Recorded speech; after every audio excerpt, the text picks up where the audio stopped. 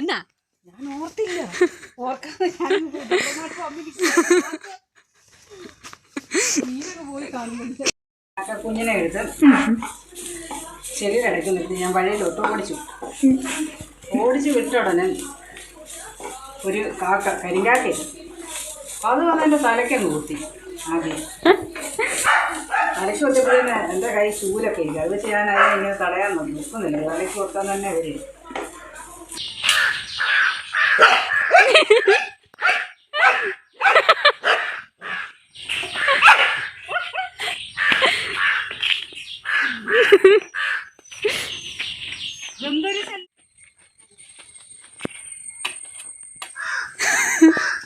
ഇങ്ങോട്ട് വാ എന്നാ ഞാൻ ഓർത്തില്ല.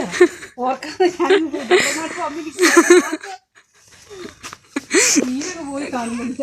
മീൻ ഇപ്പൊ കാക്കയെല്ലാം കൂടെ തല കുത്തിപ്പറിക്കും.